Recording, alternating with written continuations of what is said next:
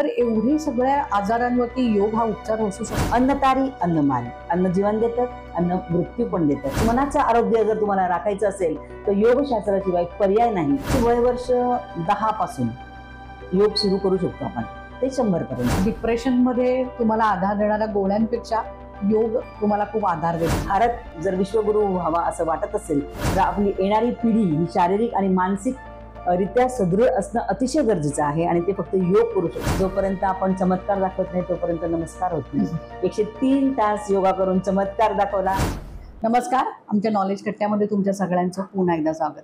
आमच्या कट्ट्यावरती आम्ही प्रत्येक वेळी तुम्हाला नामवंत व्यक्तींची भेट घडवून देतो आणि त्याच्यातून त्यांचं मार्गदर्शन आपल्याला मिळत असतं. आजही आमच्या कट्ट्यावरती अशीच एक नामवंत व्यक्ती आलेली आहे. त्यांचं नाव आहे डॉक्टर प्रज्ञा पाटील. नमस्कार मॅम, आमच्या कार्यक्रमात तुमचं खूप खूप स्वागत. प्रज्ञा मॅमच्या नावावरती 103 तास योगा करण्याचा एक विश्वविक्रम आहे, ज्याची नोंद गिनीज बुकमध्ये देखील झालेली आहे. योगा आणि प्रज्ञा मॅडम यांचं एक अतूट नातं आहे. आज आपण योगाबद्दल त्यांच्याकडूनच बऱ्याचशा गोष्टी जाणून घेणार आहोत. मॅम, आम्हाला योगा म्हणजे काय आधी हे समजून सांगा. खूपच छान प्रश्न, कारण की योग म्हणजे काय हेच बेसिकली लोकांना अपरिचित आहे. योग म्हणजे साधारणतः अशी कल्पना आहे की आसन करणे, प्राणायाम करणे आणि जास्तीत जास्त ध्यानापर्यंत लोकांना माहिती. ध्यान करणे म्हणजे योग करणे, आणि योगा नव्हे तर योग हा आपला शब्द आहे मूळ. तर योग म्हणजे ॲक्च्युली लाईफस्टाईल. यम नियम आसन प्राणायाम प्रत्याहार धारणा ध्यान आणि समाधी हा पूर्ण मिळून योग तयार होतो. योग म्हणजे फक्त आसन नव्हे, किंवा योग म्हणजे फक्त प्राणायाम नव्हे, किंवा योग म्हणजे फक्त समाधी नव्हे, तर संपूर्ण अभ्यास केला तर योग केला असं आपण म्हणू शकतो. थोडक्यात योग एक जीवनशैली आहे. म्हणजे जीवन कसं जगावं ह्याचं आदर्श उदाहरण देणारं शास्त्र आहे, विज्ञान आहे. आपल्या ऋषीमुनींनी याच्यावर अभ्यास केलेला आहे. शरीरशास्त्र आणि मनशास्त्र याचं बॅलन्सिंग करून निर्माण केलेलं हे एक शास्त्र आहे, पद्धती आहे, आणि ही एक जीवनशैली आहे. जीवन कसं जगावं याचं मार्गदर्शन पूर्णपणे योगशास्त्र करतं. आपल्याला योगशास्त्र हे आपलं प्राचीन योगशास्त्र आहे. योगा आणि आपलं शारीरिक आणि मानसिक आरोग्य यांच्यामध्ये काय कनेक्शन आहे? अगदी छान. ॲक्च्युली जगातलं एकमेव शास्त्र आहे हे योगशास्त्र, आणि ज्याची निर्मिती भारतात झालेली आहे. आपल्याला त्याचा अभिमान असला पाहिजे. जगातलं कुठलंही शास्त्र असं नाही आहे की ज्याने मनावर आणि शरीरावर दोघांवर विचार केलेला आहे. फक्त योग एकमेव शास्त्र असं आहे की जे मानसिक आरोग्य आणि शारीरिक आरोग्य याचं दोघांचं बॅलन्सिंग करतं. यम नियम आसन पर्यंत आपण शारीरिक एक्सरसाइजवर फोकस करून शारीरिक आरोग्यावर आपण नियंत्रण ठेवू शकतो. त्यानंतर प्राणायाम प्रत्याहार धारणा ध्यान समाधी मिळून आपण मानसिक आरोग्य सांभाळू शकतो, आणि दोघांचा बॅलन्स करूनच आयुष्य छान जगू शकतो. फक्त शारीरिक फिटनेस असला तर मनुष्य सक्सेस होऊ शकत नाही, किंवा मानसिक फिटनेस तर खूप कमी लोकांचा असतो असं मी म्हणेन. मानसिक फिटनेस हा अतिशय महत्त्वाचा आहे, जो शारीरिक फिटनेसवर सुद्धा मात करू शकतो. म्हणून मनाचं आरोग्य जर तुम्हाला राखायचं असेल तर योगशास्त्राशिवाय पर्याय नाही, आणि म्हणून आपल्या भारत सरकार सुद्धा आता यावर खूप छान काम करत आहेत. शाळांमधून योगाचं प्रशिक्षणाचं कामाला सुरुवात झालेली आहे. म्हणजे मॅडम, कुठलाही आजार झाला असला, म्हणजे तुम्हाला अगदी ब्लड प्रेशरचा त्रास असेल, मधुमेह असेल, थायरॉइड असेल, किंवा इतर कुठलाही त्रास असेल, अगदी सांधेदुखी जरी असली तरी डॉक्टर तुम्हाला योग करण्याचा सल्ला देतात. बरोबर. तर एवढे सगळ्या आजारांवरती योग हा उपचार असू शकतो? अगदी 100%. कारण सायन्सने पण आता प्रूव्ह केलेलं आहे की 80% किंवा 70% रोग हा मानसिक असतो आणि 20 ते 30% हा शारीरिक असतो. तर मनावर जर तुमचं नियंत्रण आलं तर शरीरावर आपोआप येऊ शकतं. हे तर योगशास्त्राचं कौशल्य आहे की जे मनावर जास्त चांगल्या पद्धतीने काम करतो. आणि जे काही आसनांचा अभ्यास आपण करतो ते वेगवेगळ्या हार्मोन्सवर काम करतो. जेव्हा एखादा हार्मोन इम्बॅलन्स होतो तेव्हा विकृती निर्माण होते. फॉर एक्झाम्पल थायरॉइड आपण घेतला किंवा डायबिटीस घेतला, तर डायबिटीस का होतो? तर तुमचं जे पॅनक्रियाज आहे ती व्यवस्थित काम करत नाही, तिच्या स्नायू कमकुवत झालेले असले पाहिजे. तर त्यासाठी आसनं दिलेली आहेत, वेगवेगळ्या आसनांचा सेट दिलेला आहे. मच्छिंद्रासन आहे, अर्धमच्छिंद्रासन आहे, पश्चिमोत्तानासन, अजून काही. आणि मग त्या आसनांचा अभ्यास जर आपण केला तर तुमचं जे स्वादुपिंड आहे ते सुदृढ होतं, आणि त्यातून जो हार्मोन सिक्रेट होतो इन्सुलिन नावाचा, जो की साखर पचन करण्यासाठी काम करतो, त्या हार्मोनचं बॅलन्सिंग ह्या आसनांच्या सहाय्याने होऊ शकतं. आणि मग याला आपण प्राणायामाची जोड देऊ शकतो, जेणेकरून मानसिक संतुलन पण तुमचं होऊ शकतं. तर अशा पद्धतीने ही एक उत्कृष्ट विना औषध उपचार पद्धती आहे आणि हे आपलं शास्त्र आहे, भारतीयांचं शास्त्र आहे, याचा आपल्याला अभिमान असला पाहिजे. तर सांधेदुखीवरती सुद्धा अगदी म्हणजे योग असंच काम अगदी करतं. अगदी अगदी असं सांधेदुखी पण लाईफस्टाईलमुळे होते आणि कुठलाही आजार सडन नाही होत है ना, त्याची प्रक्रिया सुरू होते, प्रोसेस सुरू होते. ती प्रोसेस कधीतरी स्टार्ट झालेली असते, रिफ्लेक्शन आपल्याला कालांतराने दिसतं जेव्हा त्याचं विकृतीत निर्माण, आणि मग आपण म्हणतो की मला हा आजार झाला. तर सांधेदुखी ही ऍक्च्युली ना तुमच्या पचन संस्थेशी निगडीत आहे. तुमचा आहार विहार जर व्यवस्थित नसला तर जे काही टॉक्सिन्स तुमच्या आहारातनं निर्माण होतात, गॅसेसमध्ये त्याचं कन्व्हर्शन जेव्हा होतं तेव्हा ते होलो स्पेसमध्ये जाऊन बसतं. होलो स्पेस कुठे आहे तर सांध्यांमध्ये आहे, वेन्समध्ये आहे, जिथे पण त्याला आकाश मिळतं तिथे तो वायू किंवा ते दूषित जाऊन बसतात. वात म्हणतो. वात येस, वायू, म्हणून ते वायू हा शब्द मी वापरला. तर हा वात त्या ठिकाणी जाऊन बसतो आणि मग तो जसा जसा जास्त कालावधी होतो तसं त्याच्या टॉक्सिनमध्ये घाणेरड्या स्वरूपात रूपांतरण होतं आणि मग आपल्याला पेन व्हायला लागतं. तर म्हणजे त्याचं मूळ ऍक्च्युली आहे पचनसंस्थेशी. तर तुमचा खाण्याची सिस्टम तुम्ही व्यवस्थित जर फॉलो केली, आता खाण्याची पद्धत आहे ऍक्च्युली आम्ही डाएटला जास्त प्राधान्य देत नाही. तुम्ही सिस्टम समजून घ्या, प्रोसेस समजून घ्या आणि मग ती फॉलो करा, तर तुम्ही काहीही खाल्लं तरी चालू शकतं, असं आमचं योगशास्त्रात जे काही अभ्यास करतात त्यांचं म्हणणं आहे. आता तुम्ही इतक्यात सांगितलं की योग आणि तुमचे पचनसंस्था आणि योग यांचं पण कनेक्शन आहे. बिलकुल यांचं कनेक्शन आहे. पण म्हणजे काय आहार करायचा, काय खायचं आणि काय खाऊ नये योग करताना, याबद्दल सांगा थोडं. ऍक्च्युली जिथे जे पिकतं ते तिथे खाल्लं पाहिजे. उदाहरणार्थ आता नाशिक जिल्ह्यातलं प्रधान पीक जे आहे बाजरी आहे. तर बाजरीची भाकरी इथे तुम्ही खाऊ शकता, ती कुठल्याही याला पचू शकते. नागली आहे ती तुम्ही इथे आहारात जास्त वापर करू शकतात. गहू इथला नाही, तर गव्हाचा तुम्ही जर अन्नात हे केलं, सहभाग केला तर त्याचा कदाचित तुम्हाला त्रास होऊ शकतो, परंतु बाजरी नागली ह्या धान्यांचा त्रास नाही होणार. म्हणजे योगशास्त्रात म्हटलं गेलेलं आहे की जिथे जे पिकेल तिथे ते आहारात असणं गरजेचं आहे. मुख्य आहार मुख्य आहार म्हणून तुम्हाला तेच ग्रहण केलं पाहिजे. आणि पाचन संस्था कसं काम करते हे शिकून घेतलं पाहिजे. म्हणजे निसर्ग नियमांचं पालन केलं पाहिजे.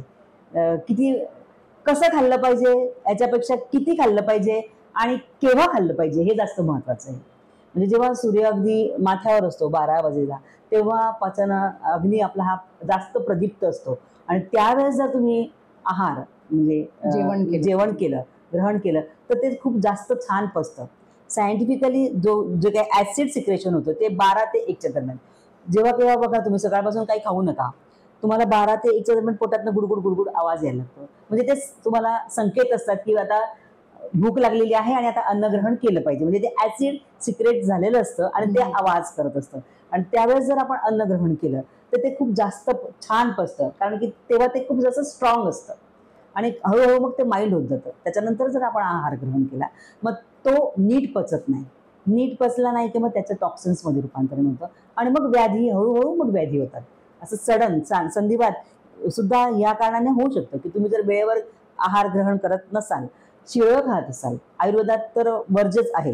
म्हणजे हो, अन्न तयार केल्यानंतर 6 तासाच्या नंतर त्याच्यावर बुरशी यायला सुरुवात होते आणि आपण सकाळी 8 वाजेला तयार केलेला डब्बा 12-12:30 वाजेला किंवा 1-1:30 वाजेला तो ऑलरेडी दूषितच ते अन्न झालेलं असतं.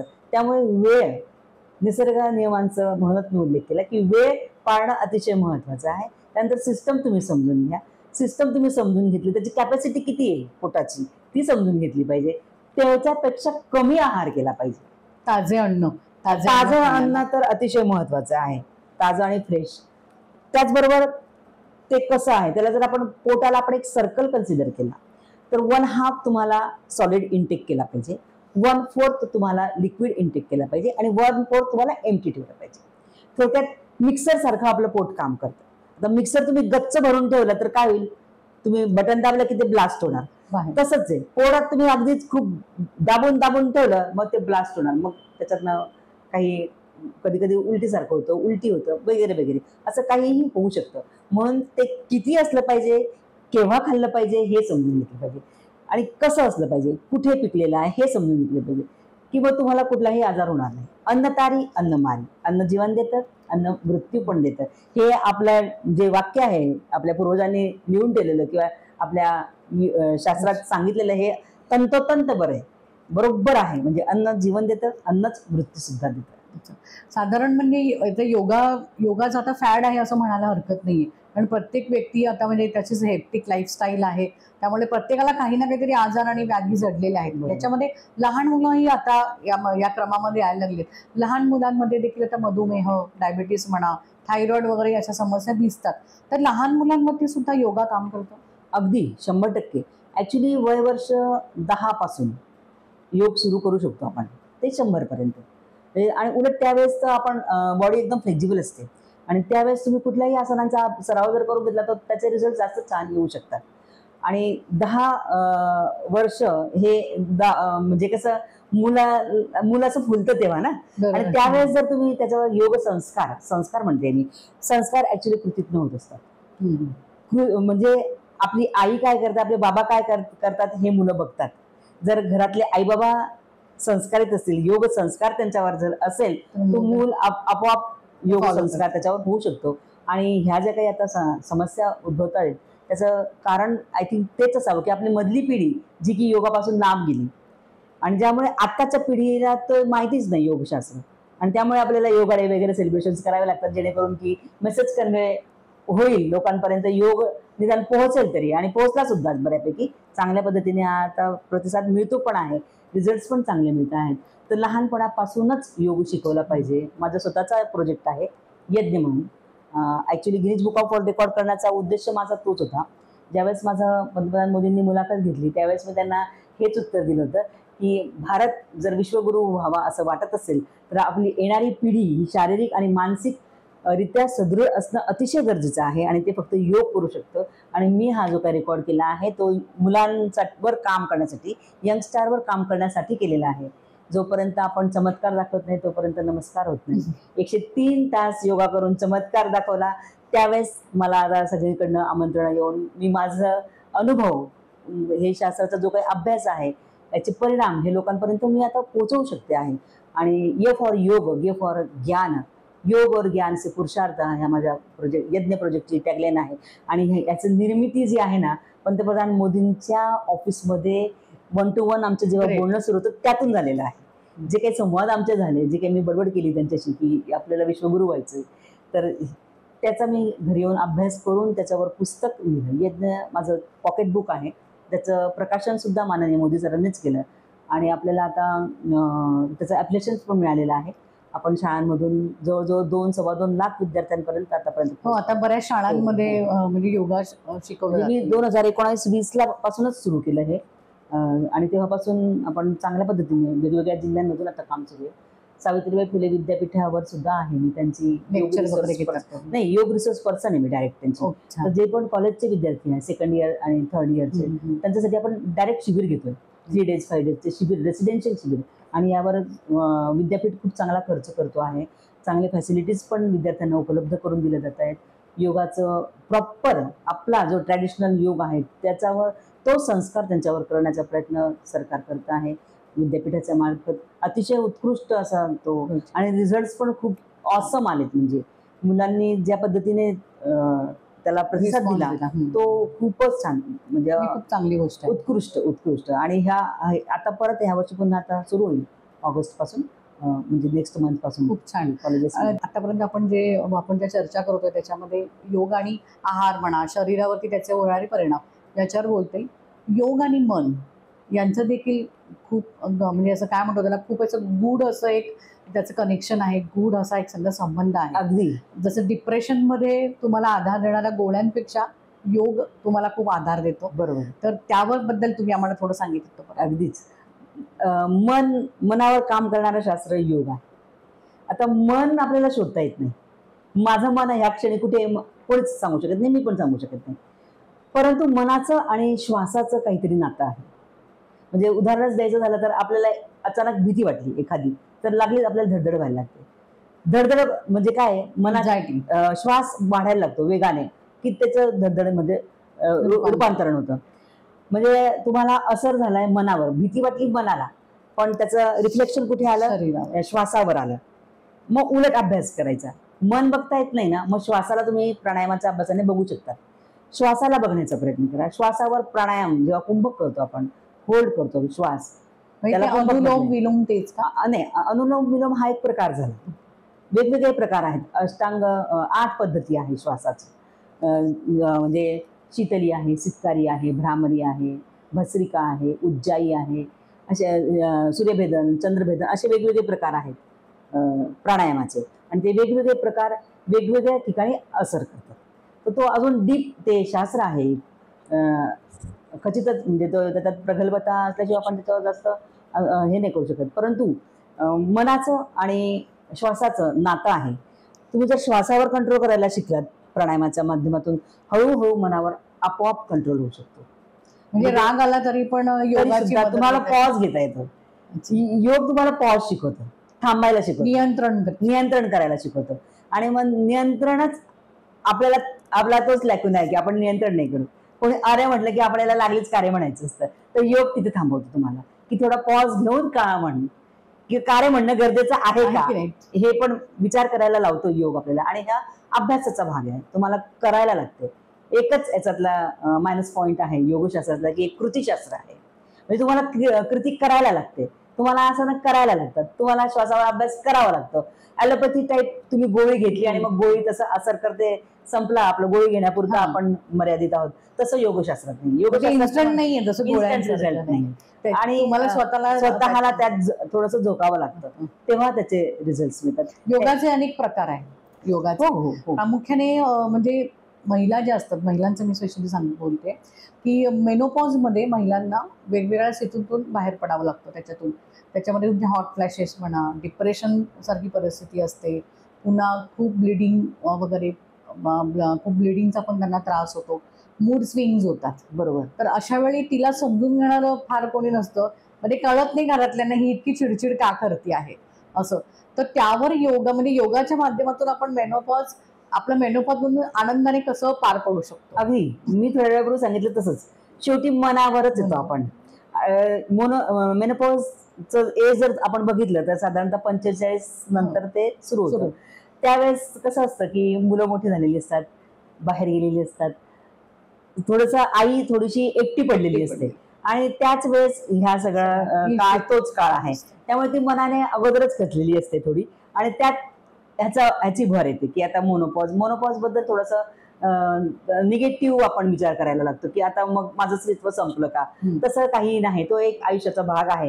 हे जर स्त्रियांनी समजून घेतलं आणि त्याला पॉझिटिव्हली जर स्वीकारून घेतलं, तर हे जे काही डिप्रेशनमध्ये जाणं किंवा बाकीचे काही त्रास होणं, यातनं ती स्वतःला वाचवू शकते. आणि म्हणून योग जर ती करत असेल तर ही ती खूप पॉझिटिव्हली स्वीकारू शकते आणि त्याच्यावरती मात करू शकते. मनाचा बॅलन्स ती साधू शकते, शरीराचा बॅलन्स ती साधू शकते, आणि मोनोपॉजमधून ती निघू शकते. त्यासाठी वेगवेगळे आसनं, वेगवेगळी प्राणायाम त्याला जोड देतात. अनुलोम विलोम जे आहे ते तुम्हाला मदत करू शकतो. भ्रामरी आहे जे तुम्हाला मदत करू शकतो. काही आसनं आहेत, उष्ट्रासन आहे, उष्ट्रासनासारखी काही आसनं आहेत व्यवस्थित तज्ज्ञाकडं. प्रत्येक व्यक्तीचं रिक्वायरमेंट वेगळं असतं. त्या रिक्वायरमेंटप्रमाणे आसनांचा अभ्यास जर केला, प्राणायामाचा अभ्यास जर केला, तर ती स्त्री ह्या अवस्थेतून सहज बाहेर निघू शकते. असं खूप छान. मॅम, हे झालं शरीर आणि मनाचं. असं योगा परदेशामध्ये खूप गाजतोय. म्हणजे परदेशी आता बरेच जण फॉरेनर ते योगा टीचर पण झालेले आहेत. असं झाले. भारतामध्ये आज योगाची काय परिस्थिती आहे? जिथे पिकतं तिथे विकत नाही म्हणतात तसं आहे. हा भारत आपल्या देशाचंच प्रॉडक्ट आहे, आणि आपलं दुर्भाग्य की आपण त्याला नीट त्याचा सेल करू शकलो नाही. म्हणजे तुम्हाला असं वाटतं, तुम्ही म्हणजे एवढा विश्वविक्रम केलेला आहे, तर तुम्हाला वाटतं की नाही आपल्याकडे योगावरती अजून काम करायला हवं? खूप जास्त काम करायला हवं.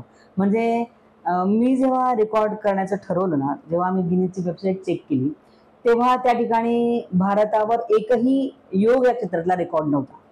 जेव्हा आपण म्हणतो की हे आमचं शास्त्र आहे, आम्ही याचं लिखाण आमच्या धर्तीवर झालेलं आहे, तर कुठेच आपल्या त्या ठिकाणी हे म्हणजे उल्लेख नव्हता. कॅनडाच्या एका महिलेने ॲस्मिन गॉ म्हणून, तिच्या नावावर 33 तासाचा रेकॉर्ड होता. आणि मग त्यावेळेस वाटलं जरा की नाही, अरे आपल्या देशाच्या नावावर पाहिजे हे आपण जेव्हा. आणि मग मी त्यावेळेस तो संकल्प केला की आपण हे मोडूया, आणि तो संकल्प सिद्धही झाला. आणि 103 तासाचा Guinness book of world record होऊन त्याची नोंदही झाली. तर थोडक्यात आपल्याकडे आणि म्हणजे आपलं जे ओरिजिनल शास्त्र आहे त्याचा प्रचार होईल. हॉट योगा, आता हॉट योगा हा संकल्पनाच नाही. हट योगा असू शकतो. हट योगा आहे. हट योगा असू शकतो, हॉट योगा असू शकत नाही, है ना. म्हणजे हे त्यांनी कन्वर्ट केलेलं. जसं योग हा शब्द आहे पण तो कन्वर्ट झाला योगा, YOGA योगा. ऍक्च्युली शब्द आहे योग. तर ह्यावर थोडंसं आपलंच म्हणजे भारतीयाचंच हे कर्तव्य आहे की आपणच आपल्या शास्त्राला व्यवस्थित एलॅबोरेट केलं पाहिजे. ओरिजिनल जे काही त्याचं स्वरूप आहे त्या स्वरूपातच त्याला, म्हणजे मला प्रज्ञा माझं नाव आहे तर मला प्रज्ञाच म्हटलं गेलं पाहिजे ना. मला विचित्र कुठल्या नावाने म्हटलेलं कसं चालेल? तसंच आहे, हे माझं शास्त्र आहे तर हे माझ्या पद्धतीनेच शिकवलं गेलं पाहिजे. ट्रॅडिशनल जी काही ओरिजिनल जी काही पद्धत आहे त्याच पद्धतीने. ऍक्च्युली आमची टॅगलाईनच आहे म्हणजे माझी, I want to create holistic, happy and healthy generation for the nation building. म्हणजे हॉलिस्टिक म्हणजे आपलं पवित्र जे काही शास्त्र आहे तेच, त्यालाच आणि तसंच आम्ही काम करतो आहोत. माझ्याबरोबर जवळजवळ 2,500-3 हजार सिनियर सिटीजन सुद्धा याच्यात काम करतायत. खूप चांगलं. ऑनलाईन पण योगा शिकवतात? ऑनलाईन माझं US मध्ये, कोविडमध्ये तर खूप जास्त चांगलं, UK मध्ये, कतारमध्ये, नंतर कझाकिस्तानात तर माझ्या नावाचं प्रज्ञा नावाने योग इन्स्टिट्यूट पण आहे. अरे वा, ग्रेट. खूप छान. मॅम, तुम्ही प्रत्येक पेशंट बरोबर पण डील केलेले, तुमच्याकडे असे बरेच जण येतात असे. डिप्रेशन मधून बाहेर येताना योगाच्या माध्यमाने एखाद्याला मदत झालेली आहे का? काही तुमच्याकडे काही अशा उदाहरण? खूप छान प्रश्न केला मॅडम तुम्ही. कोविडमध्ये अतिशय भयावह अशी परिस्थिती होती. बरेच मुलं, म्हणजे माझ्याकडे जवळजवळ 23 पासून 31-32 पर्यंतचा वयोगट प्रचंड डिप्रेशनमध्ये. काहींचं एज्युकेशन कम्प्लीट झालेलं होतं परंतु जॉबलेस नाही, काहींची लग्न ठरलेली होती परंतु भेटता येत नव्हतं, बोलता येत नव्हतं. तर त्यामुळे जाणून घेणं हा पण एक समस्या होती. त्यामुळे काहींचं त्याच्यात ब्रेकअप पण झाले. त्याच्यामुळे असे वेगवेगळ्या कारणामुळे डिप्रेशनमध्ये गेलेले मुलं मुलींना मी हँडल केलेलं आहे. आणि फक्त योग, विदाऊट एनी मेडिसिन. म्हणजे मनावर कशा पद्धतीने कंट्रोल आपण मिळवू शकतो हे प्राणायामाच्या माध्यमातून, प्रत्याहाराच्या माध्यमातून आपण त्यांना शिकवलं, टीच केलं. आणि आसनांच्या माध्यमातून आपण त्यांना शारीरिक फिटनेस किती महत्त्वाचं आहे. आणि त्यात गुरु आणि शिष्य हे बाउंडिंग त्यांच्या त्या माध्यमातून करण्याचा प्रयत्न केला. जिथे की ते एक रिलेशन जेव्हा बाउंड होतं तेव्हा समोरची व्यक्ती जी आहे ती ओपन अप होती. आणि सगळ्यात महत्त्वाची गोष्ट हीच आहे की जोपर्यंत कोणी बोलायला नाही तोपर्यंत मन घुसमटतं मन आतल्यात आणि मग ते डिप्रेशनच्या अवस्थेत जातं.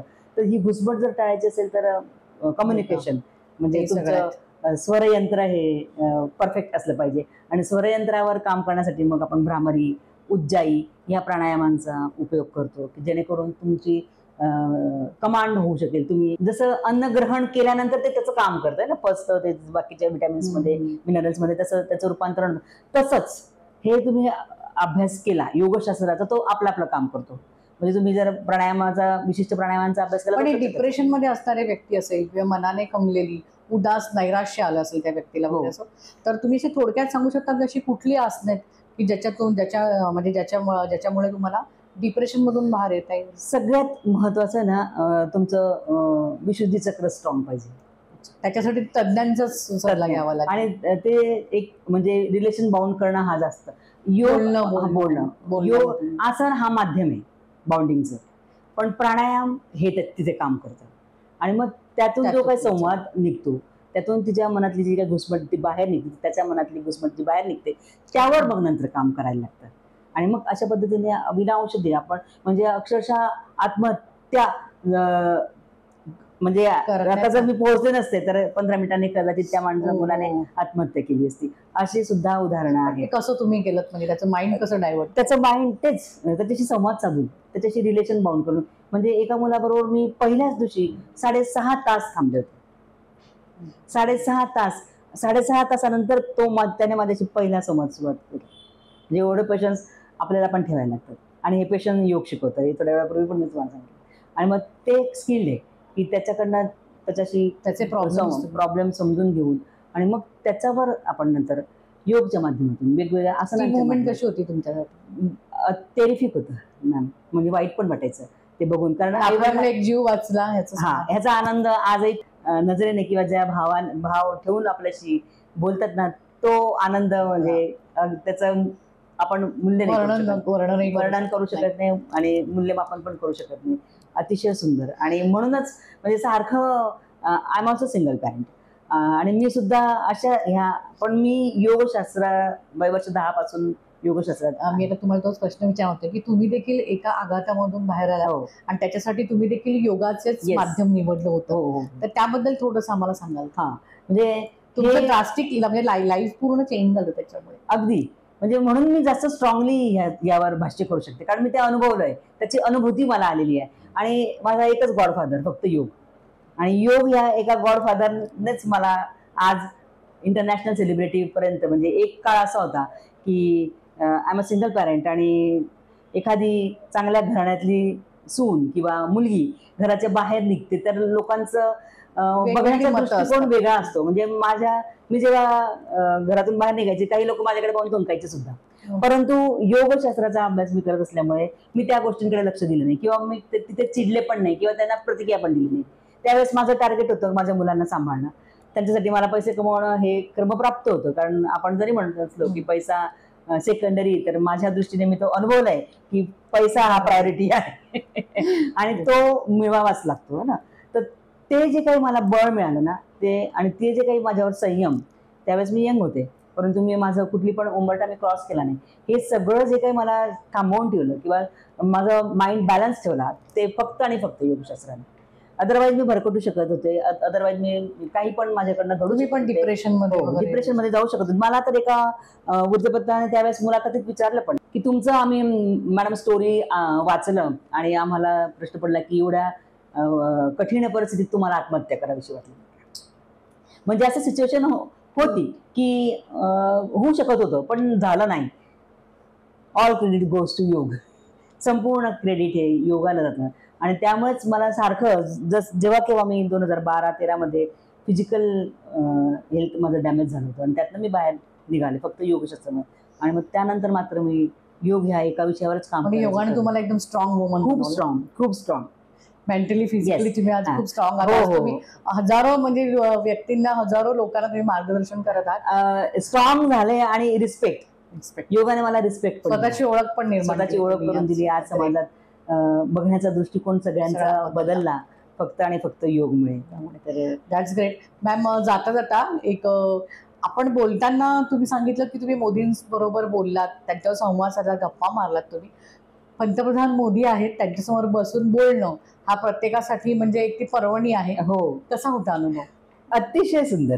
म्हणजे आपण जे टीव्ही चॅनलवर बघतो मोदी आणि प्रत्यक्षातले मोदी, तफावत जमीन आसमान. ते पण योगाचे अभ्यासकच आहेत. आणि त्यांनी म्हणजे एखादी मोठा भाऊ आपल्या लहान बहीण एखादं पुरस्कार घेऊन आल्यानंतर कसं असतं ना, कौतुक करतात, तसं सेम वातावरण आमचं.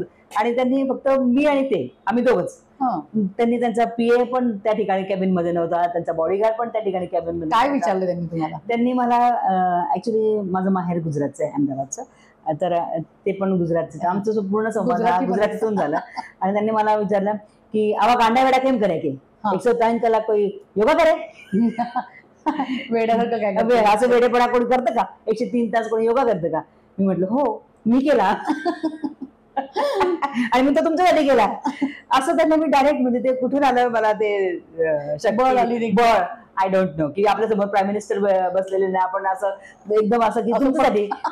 तुम्ही म्हणतात ना भारत भाषणात ना की भारत विश्वगुरु झाला पाहिजे, कसा होईल? आता क्रॉस क्वेश्चन मी त्यांना केला, कसा होईल? येणारी पिढी ही जर सक्षम असेल शारीरिकदृष्ट्या, मानसिकदृष्ट्या, कारण कॉम्पिटिशन किती आहे, मन स्ट्रॉंग असणं अतिशय महत्वाचं आहे आणि ते फक्त योग करू शकते. आणि मला फक्त मुलांवर काम करायचं आहे. आणि त्याच्यानंतर मग ते म्हटले मला की तू आम्हाला जॉईन होऊन जा आयुष मिनिस्ट्रीला. आणि त्याच्यानंतर झालं मी आयुष, मला ॲप्लिकेशन पण मिळालं यज्ञचं. आणि त्यावेळेस श्रीपाद नाईक होते आयुष सेंट्रल गव्हर्नमेंटला. खूप छान त्यांनी सहकार्य केलं. आजही तुम्ही त्यांच्यावर काम करता? हो, आजही मी त्यांच्याबरोबर. यज्ञ प्रकल्प माझा ऑल ओव्हर ऍक्च्युली भारतभर मला न्यायचा आहे, परंतु आपण आता महाराष्ट्रात चांगल्या पद्धतीने आपलं सुरू आहे. म्हणजे जळगाव जिल्हा, नाशिक जिल्हा, कल्याण, ठाणे, वेगवेगळ्या ठिकाणी आपण इचलकरंजी, कोल्हापूर, प्रत्येक ठिकाणी आपण पोहोचण्याचा प्रयत्न करत आहोत.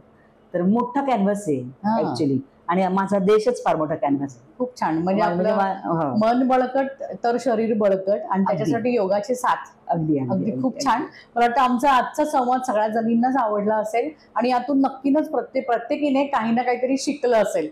असं याच अपेक्षेसह मी आता प्रज्ञा मॅमचा निरोप घेते. मॅम, आज तुम्ही वेळात वेळ काढून आमच्या कार्यक्रमात आलात, त्याबद्दल तुमचे खूप खूप धन्यवाद.